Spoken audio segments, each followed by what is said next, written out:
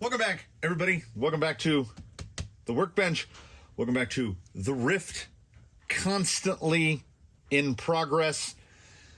In betwixt the time since we last spoke, when it was fitted with the Flash Hobby 45 kg, I noted the HV on there. So I did dig through the bin, find ye old CCBEC 10 amp. Looked up the spec on these, and they are indeed rated to 8.4 volts, so 2S LiPo direct. Got into the obnoxious Castle Link, set this guy to 8.4, ran it out, did some testing with it on 8.4, and you know what? It was better. It was a good bit better, but it's still not enough to move all this chunkage around. So then I thought, how can I save myself a few pennies? Because I don't have any value on my time. I don't place a value on time. So what I did is, this is the Flash Hobby 60 kg, which says 14 volt on the case, but apparently the updated specs are 15 volts. So it is a 4S direct servo. And I had one. I had one because I had bought it. I had mentioned it in a previous video.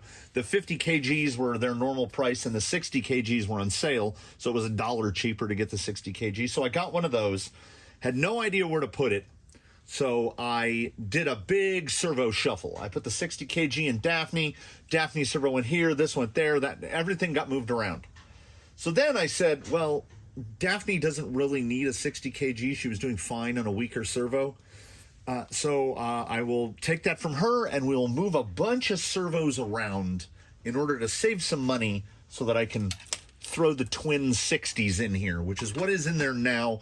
I haven't even fired up the soldering iron because I just had the BEC plug on here. So I just was waiting for Amazon for big bag of JSTs so I can wire up dual JSTs because these are both direct power. The servo lead should be just long enough to make it without an extension from the rear. Everything should be good. Just need to wire that up. Anyway, in the topic of how far will you go to save some money, so I didn't have to buy two servos and I could get away with just buying one. The 60 kg was in Daphne. I took that out of Daphne, set it over here on the bench. Daphne needed a servo of reasonable power, so I took the 50 kg Flash Hobby out of Jake the Snake, put that in Daphne. Now Jake the Snake needs a servo. The Holmes SH500 was in, I think it got put into the Banana, so I took that out of the Banana, put it in Jake, took one of the 45 kgs, put it in the Banana, which is more than enough to move the Banana around. So now I have one more 45 kg, and I do have a couple rigs on Amazon Blue cases, but I had spent so much time moving servos at that point that I did not feel like doing any more. Also, in the interim, all of the shock cups have been changed. I dug into the old shock box and found some spring cups that fit the Trex's springs pretty well and have room for a zip tie, so all of the springs are now zip tied in. And while I was doing that, removed all of the bump stops so the shocks can go all the way down. It has not been driven since then. I did the short test of the 45 kg, and it was, like I say, it was better, but it was like the tiniest bit better. Also, cramming all of the, I used an extension, so I don't have to pull a wire. I used an extension with the red lead cut so that I didn't have to futz with this to get the BEC installed. So I had an extension there, I had an extension of the rear servo, then the BEC, and I managed to cram it all into this receiver box, and I just wasn't happy with it. I would rather have two direct power servos on here. My other Zoidberg four-wheel steer, two direct powers. So what we're gonna do in this one is I'm gonna pull this all down if I can get the little boot loose.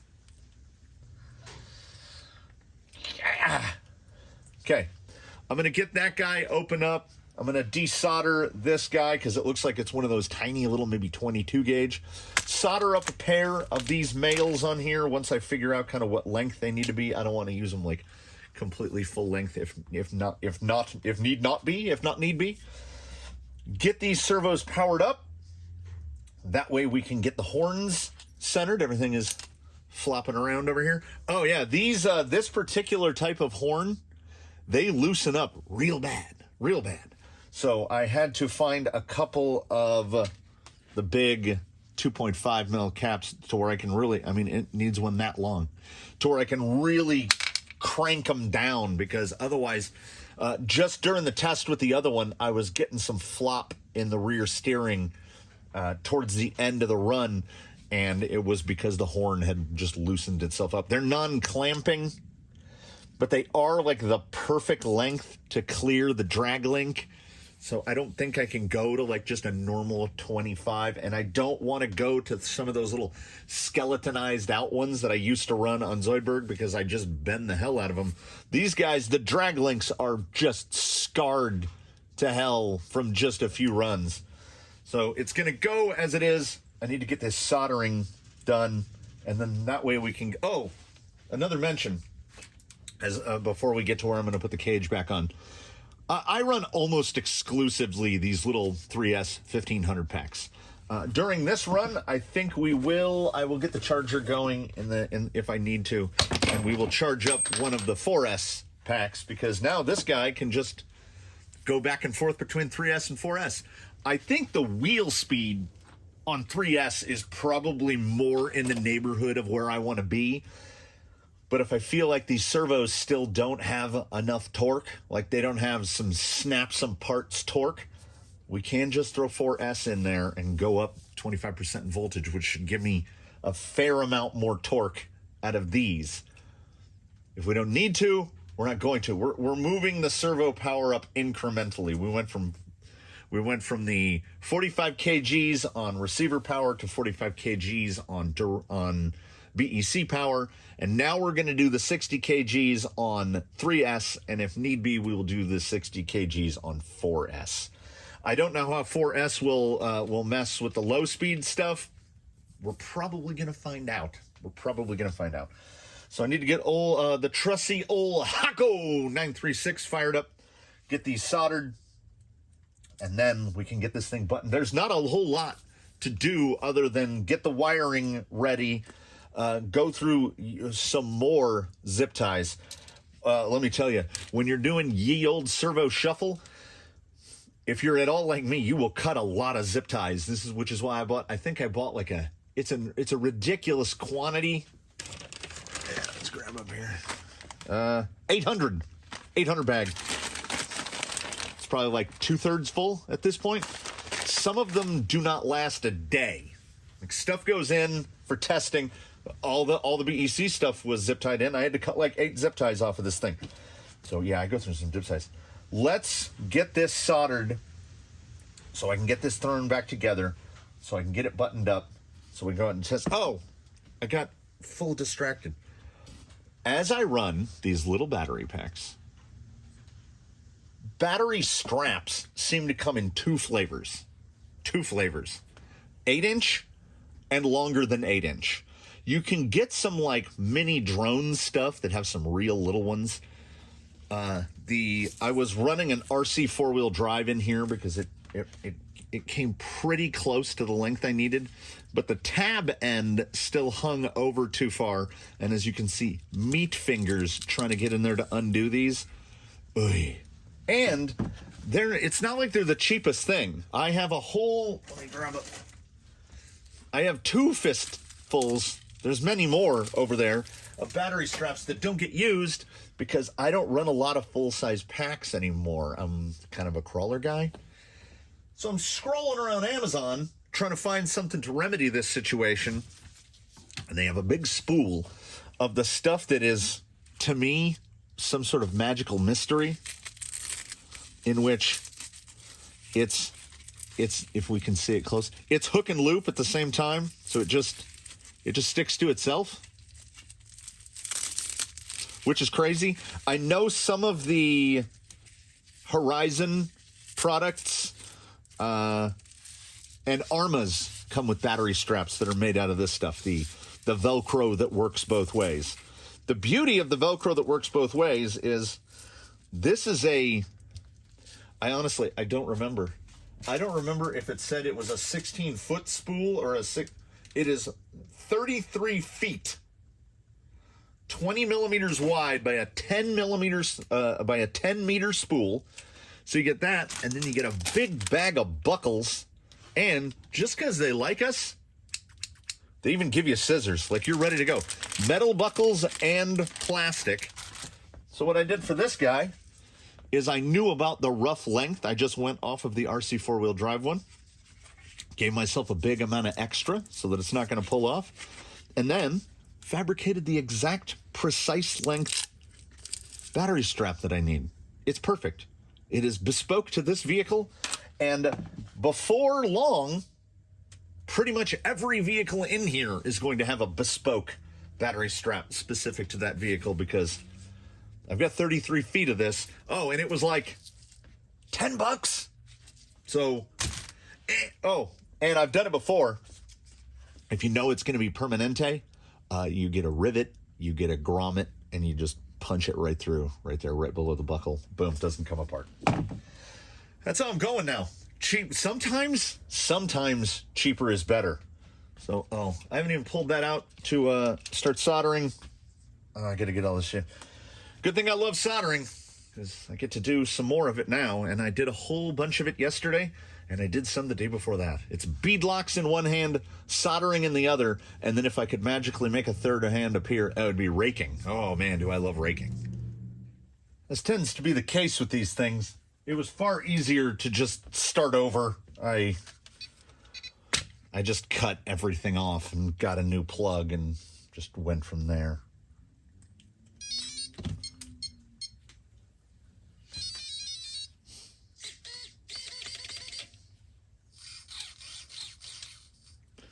We'll go to this. I can actually get it centered by going to the screen that shows me 0. I know that I have no trim on the front. We're just trying to get close. I can dial some with the hey, that's not bad. That's not bad. That came out pretty close. Whenever you go new servo horn or new servo, I've had to go real bad where you're like a full spline, like the front looks like it's going to be about a spline off. So if I go that way, it needs to be longer, but if I go this way, it needs to be shorter.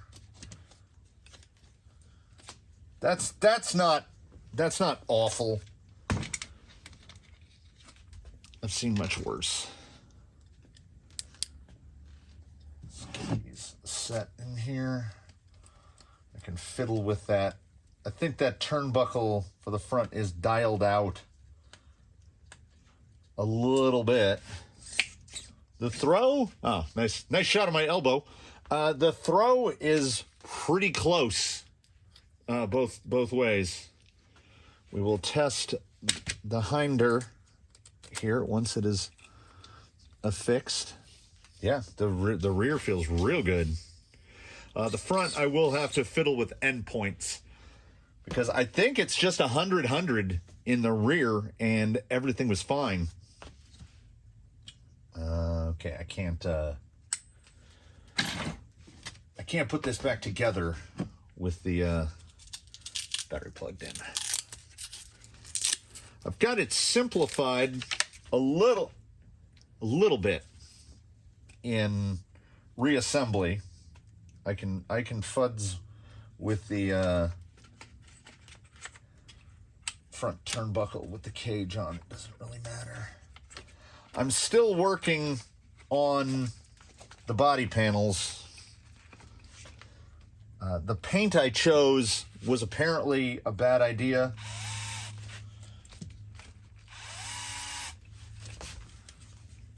I'm way off. I've been painting them for 3 days, and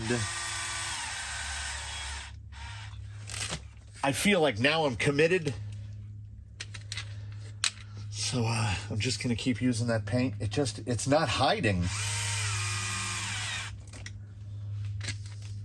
I'm using nothing but 14s to mount the cage to the chassis.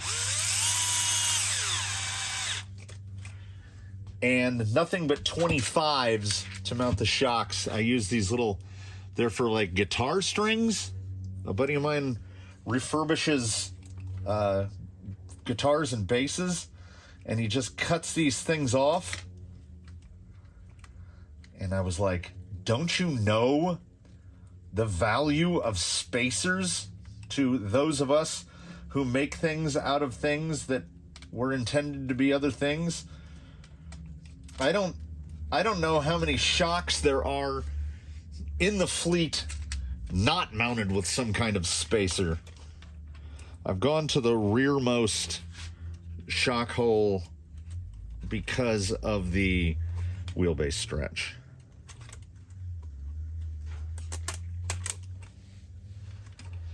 So it all goes together a good bit easier than it used to. At this point, I could actually get it back on the turntable, but I get real obsessive about which direction the bleeder ports face, like I would ever use a bleeder port while a shock was mounted to a vehicle. Just take the thing off, because otherwise you're going to spread your mess out into all 5 dimensions. What's that thing at the mall? You can go on like a roller coaster that's not a roller coaster, and it's like 7D. 7? Like, what are the extra, like, 2Ds? I mean, how did I get to 5? Time is the 4th dimension, right? So what dimensions do we have past up, down, back and forth, and time? I feel like I'm now obligated to Google to find out what the 7Ds are in the 7D mall roller coaster.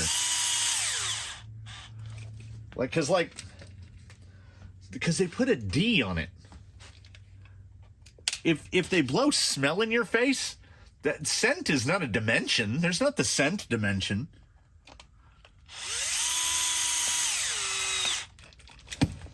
I think I'm just getting used to it because I've had this thing apart and back together so many times. I don't even mind that it's 14. It's 14 screws to make any sort of adjustment that gets you inside the vehicle. And it's definitely not as big as its little brother, the Capra, just because the cage is so big. I've now gotten used to driving this thing a little bit. I'm kind of acclimating to it. And it really is cheating. This thing is beyond 8th scale. This is probably in the realm of a 7th scale crawler, really, realistically. So yeah, of course they're super capable. It's massive. But it's not in the same category that an SCX6 is massive. This is massive in that when you have a 400 millimeter wheelbase, aside from breakover and needing the torque of a Chevy V8 to turn the wheels, of course it climbs well. It looks like a rock buggy. It handles like a rock buggy. It's got enough flex for 2 vehicles, but because it's so heavy, it just stays super planted. Again, I almost uttered the phrase "no added weight," but that's not true. We got that guy right there. Now, what percentage of the total vehicle weight it added? I don't know. I haven't weighed this thing. I'm pretty sure it's over the. I'd have to weigh it on the postal scale. I'm pretty sure it's over the weight. That's backwards. So strange to me how this stuff works. By that I mean, so Flash Hobby servos came out of this. And Flash Hobby servos went into this, and I had to reverse the rotation of both servos. They were both set to previously. Oh, I can see it now. Both were set to reverse, and now both are set to forward. Oh man, my least favorite thing that I've done when I broke the 1.5, my spinner tool that I use to turn these, I left it in my pocket and I left it in the house. So now I've got to find something else to torque this steering back straight. Rear is, where are we at 0? Yeah, rear's good. I don't have to futz with the rear at all. I'm going to take both batteries with me. I'm going to do that thing that I've done before and will undoubtedly do again. I will correct this before I make the walk. I'm going to do a thing that a sane person would do. I'm going to apologize for the weather. It's a bit windy outside, so we will be going back to old school on the fixed tripod because it's got the microphone with the big, with one of these. To hope to cut down on the wind noise, because the wind noise is probably going to be terrible. So we're going to take this thing, and we're going to do some spins and some twirls. I'll pick some little lines where I know the steering is going to get bound up, and we'll try this thing out as it sits. We'll see what differences we get: 3S steering versus 4S steering, and that'll be about it, because it's getting real close to where I want it to be.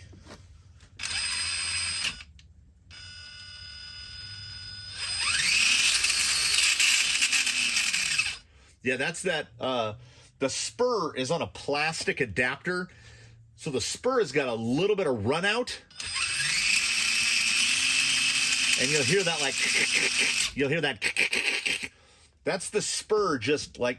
It has about a millimeter of fore to aft run out, so it's not perfectly concentric. I'm pretty sure it's nylon. It's not machined. I mean, it still boggles my mind that people would run a plastic spur on a nitro vehicle, because it's an RC10 GT spur. Machined would probably be better. I might have to order one of the Traxxas ones and an Emax T-Max. I think it's a T-Max spur, the other 72 tooth, just to see if it's like beefier or nylon, the fiber reinforced.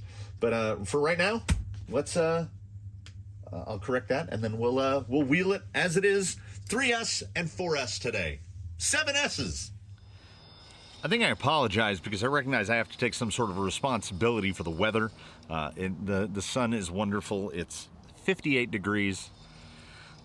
But I did come out here first thing this morning, grab a rake, and rake leaves for hours and hours. And if I'm going to rake, and I got my weeding hoe out, and I was cutting up weeds, and just cleaning the place up. If I touch a rake, it's going to get windy and knock more leaves down. That's just how that works. Let's see if I've gotten used to what approach angle here.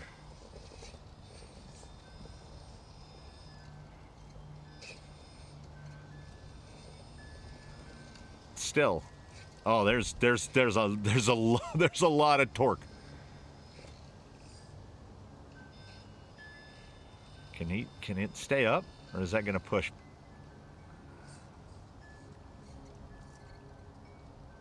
What is that squeaking? It's something else.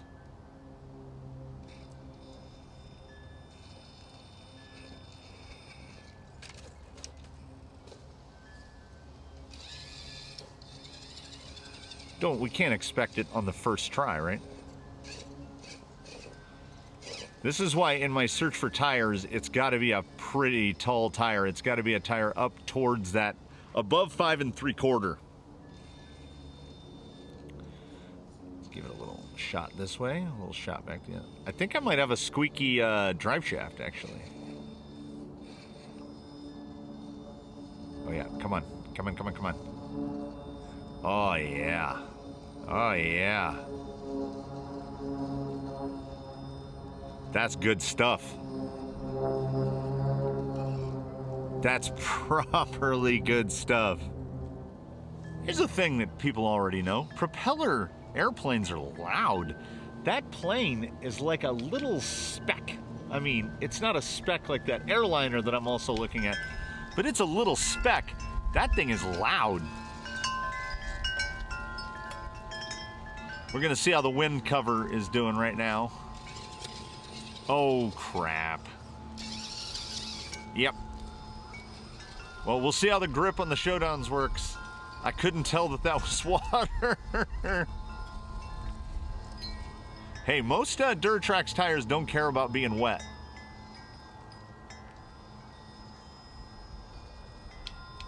And the Showdowns also do not care about being wet. They actually might have gotten a little better. Got that front end kind of up on that lip. There you go. Yeah, the steering quickener. I need the amazing steering quickener. I pulled this guy apart and looked inside. I think it's above my pay grade.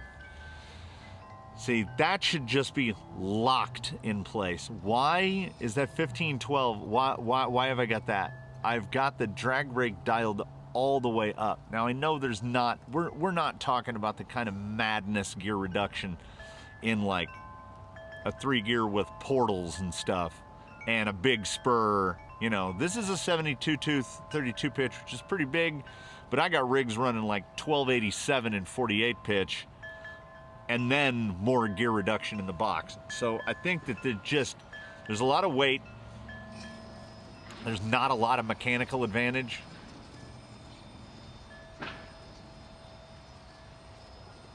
Yeah, it will hold the wheels where I want it. We're still obviously gonna try it on 4S, but like right there, is that gonna stay on?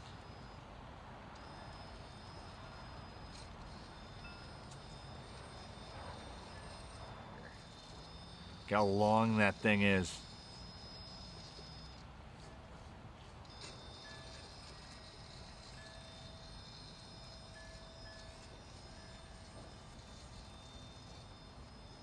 I can't tell if I'm feeling the advantage of the no bump stops, more suspension travel. I can't tell yet. The wind is in howl mode now. Yeah, I'm just worried that like right there, when I first start to tip in, there's a little bit of a surge, and I am a little concerned about that in 4S. I'm kind of just holding it here in 4-wheel steer to see where it's gonna cut out. It's gonna cut loose on me. The wind is gonna blow off my hat. It also, since this I started filming this, has now reversed direction. It's now blowing from 180 degrees off of where it started blowing. Now, can I pivot this without That's pretty unreal. And now we'll crab it.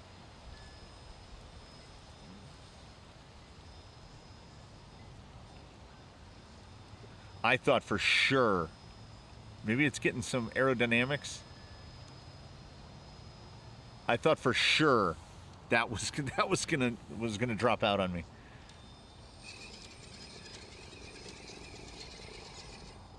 It's got a little no, from the lugs hitting the rear links. It basically needs high clearance. It needs high clearance lower links front and rear. I'm not 100% sure how to fabricate those. I will potentially give it a try. But these are pretty, well, they're not actually special. Shout out to the people of the comments. Are there high clearance Ryft links? If not, I will try to figure out. I'll get myself some mild steel, and I'll try to make some up. Because I think the steering, like right there, I think I'm losing some of the lock to lock because, oh, this is gonna roll for sure, right? Because the tires are just getting into the links. Like, you see me, right? I'm trying to roll this right now. That tire is a wheel high in the front. If we do this, will that put it up or down? I pushed that as hard as I could to get it to roll into a position that I would never I would never deliberately drive into that if I was trying not to roll it. I was trying to think, where can I head where, as I've said, the weakness here is breakover, because it's so long, and realistically it's not that high off the ground. I think that's Spring Creek that I'm hearing. But again, being so long,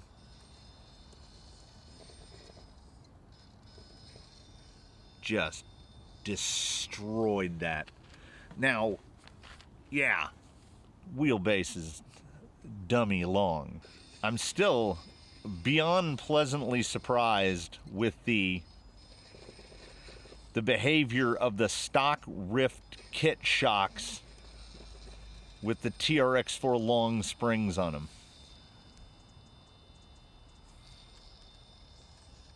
Kind of stuff in that front axle. Trying to stay up top. All right, here we go.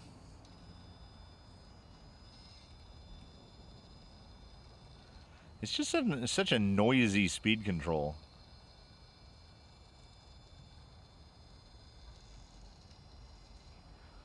This thing will hang on an edge.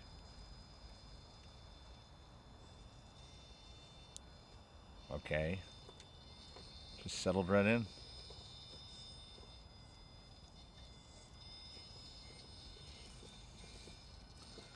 Swing it around town. All right, we're going in. We're gonna hit a couple spots in here, and then we're gonna go 4S and get up into some tangly spots and take a look at what the steering looks like. Let's see if we can just straight bridge this.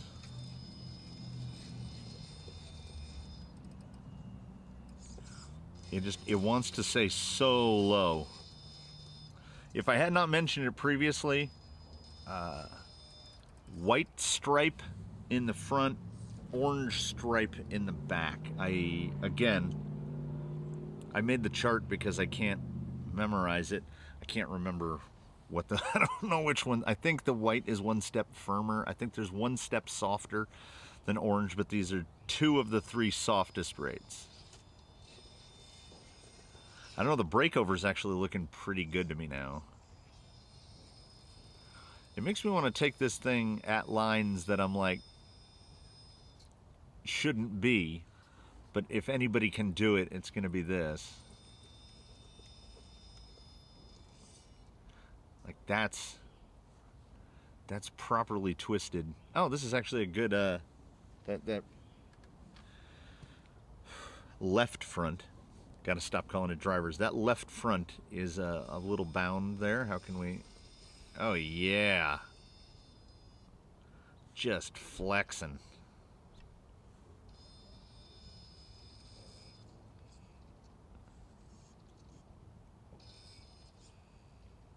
I don't know what the creaking is from. Oh yeah. It's like a snake. Could just crawl through. That might be my worst analogy ever. Snakes do not crawl. They are not equipped with limbs. They slither. So let's say that this thing slithers. Okay. I got into a position that was not my intention to get into. So, and look at that. The steering works. Can we get out of this canyon?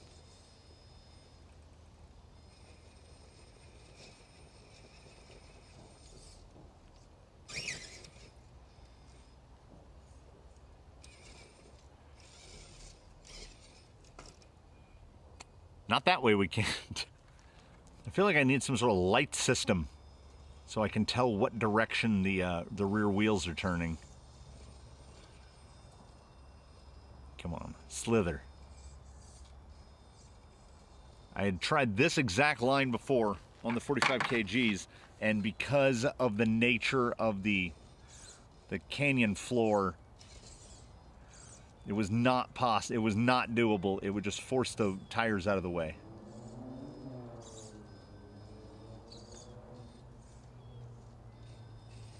Like I say, in here, I use more four-wheel steer than I would use four-wheel steer in an entire day, just to try to get through one of these slots.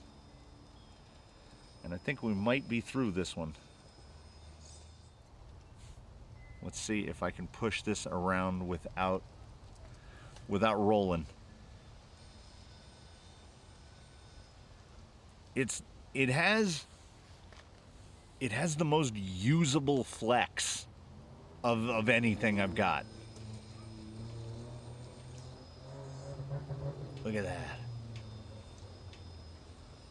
Okay, let's hit this right here. If I can breach out of this, we'll grab that guy and swap the battery.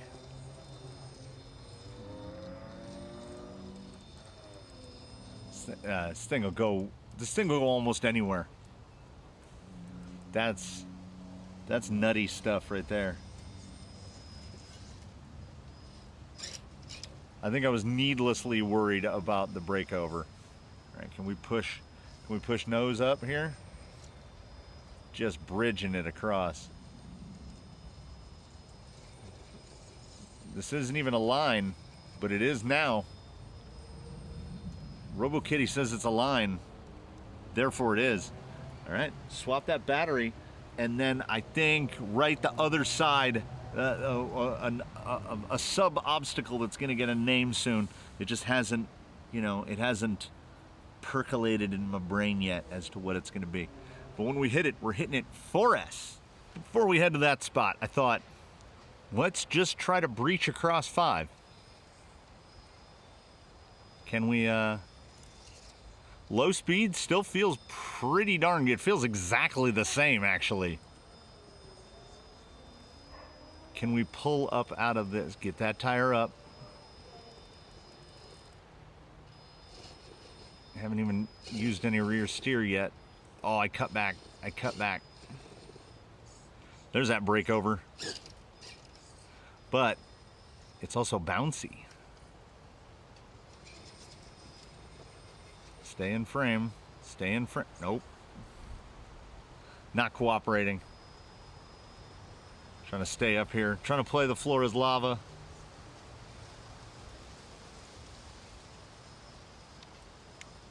This steering wheel is still too loose. Powering around.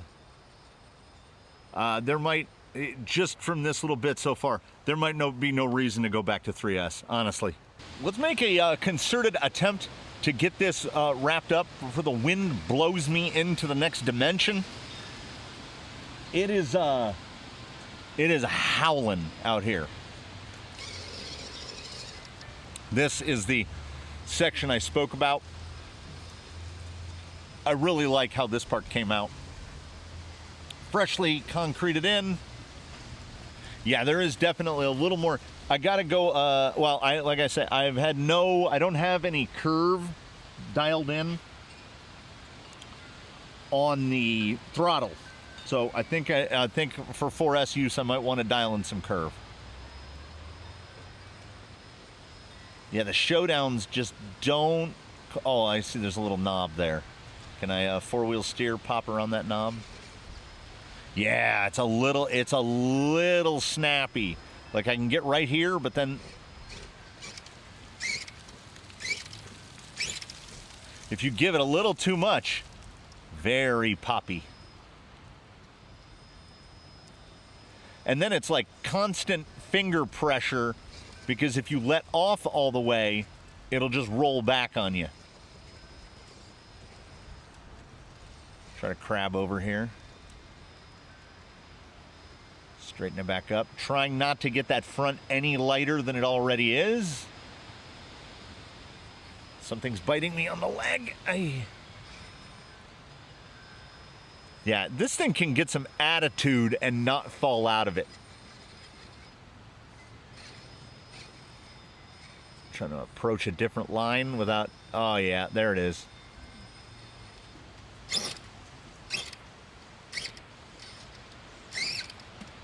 Yeah, that 4S has got some pop. I'm going to do the world's windiest outro aside from, reporting on a Florida hurricane.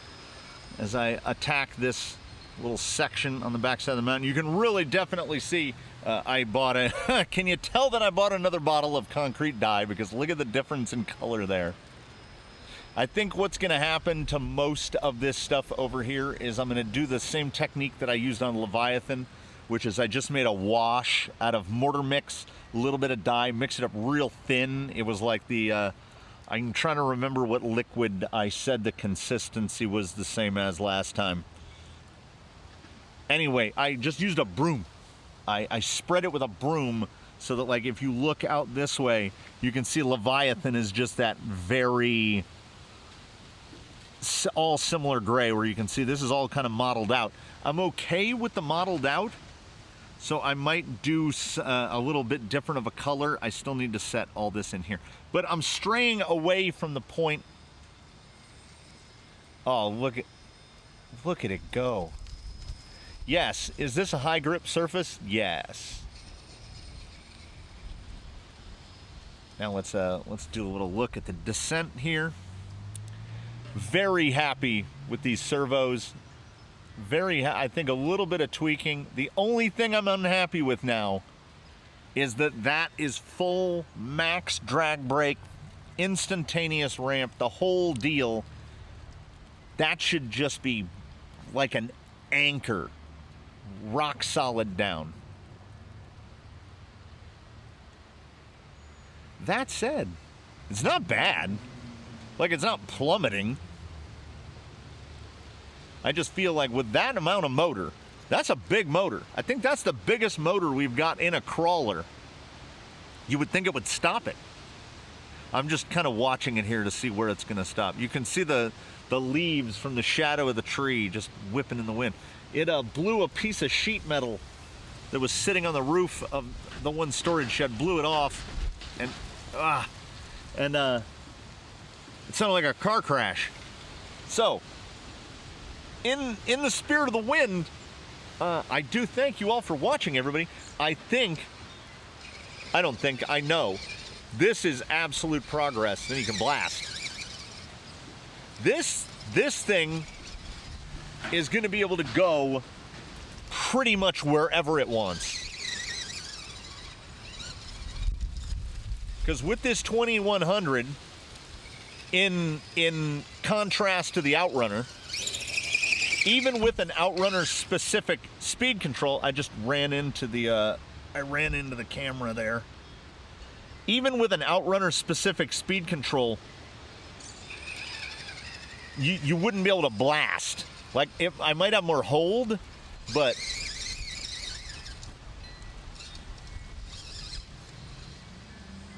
this thing is getting real close to where I want it to be. Real close. It's so good. I think it's tires. I think it's tuning. See, look at that little creep. And I think it's tight. Oh, high clearance links, I think would help. Provided that they'll clear the drive shaft. Let me take a glance here. Yeah, I'm probably going to have to make these. They're going to be some pretty bespoke high clearance links to stay off of the drive shafts, but get the link away from the tire. As usual, everybody. Top of the mountain. Top of the mountain, Ma. Please do comment below. Do the like, subscribe thing if you should feel so inclined. Yeah. We'll wrap that up here in the wind. Hopefully this cleans up in the edit. Thanks for watching, everybody. We all, RoboKitty certainly included, here at the close of episode 11. I mean, come on, a build series that goes to 11, and I'm sure there'll be another one. We look forward to seeing you all, one and all, in the next one. Thanks for watching, everybody.